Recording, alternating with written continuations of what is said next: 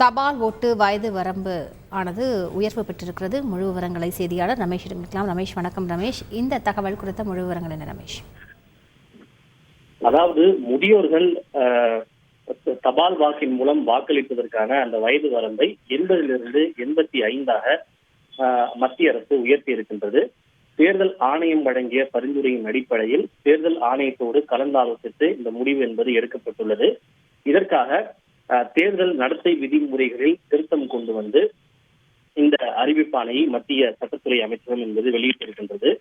குறிப்பா முன்பெல்லாம் 80 வயதுக்கு மேற்பட்ட முதியவர்களும் கூட நேரில் அந்த வாக்குப்பதிவு நிலையங்களுக்கு சென்றுதான் அவர்கள் வாக்களிக்க வேண்டும். 2020ஆம் ஆண்டு பீகார் சட்டப்பேரவை தேர்தலில் தான் முதன்முறையாக 80 வயதுக்கு மேற்பட்ட முதியவர்கள் தபால் வாக்குகளை பயன்படுத்திக் கொள்ளலாம் என்ற அந்த வசதி அறிமுகம் செய்யப்பட்டது. இதற்கான காரணம் அப்போது கொரோனா பெருந்தொற்று உச்சத்தில் இருந்தது. எனவே வயதானவர்கள் நேரில் சென்று வாக்களிக்கின்ற போது அவர்களுக்கு கொரோனா தொற்று ஏற்படுவதற்கான வாய்ப்பு அதிகம் இருக்கிறது. அவர்களுடைய அந்த வயது, உடல்நிலை போன்றவற்றையெல்லாம் கருத்தில் கொண்டு அவர்கள் வேண்டுமென்றால் தபால் வாக்கு வசதியை பயன்படுத்திக் கொள்ளலாம் என்ற அந்த வசதி அறிமுகப்படுத்தப்பட்டது. ஆனால் அதற்கு பிறகு சுமார் 11 மாநில சட்டமன்ற தேர்தல் என்பது நடைபெற்றிருக்கின்றது.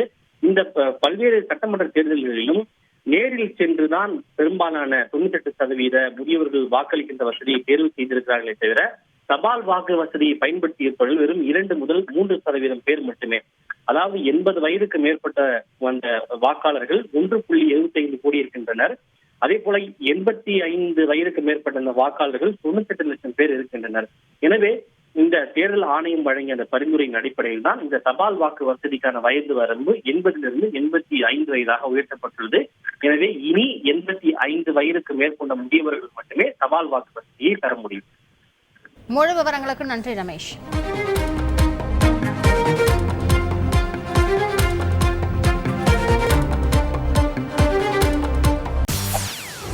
செய்திகளை உடனுக்குடன் தெரிந்து கொள்ள உடனே சப்ஸ்கிரைப் பண்ணுங்க.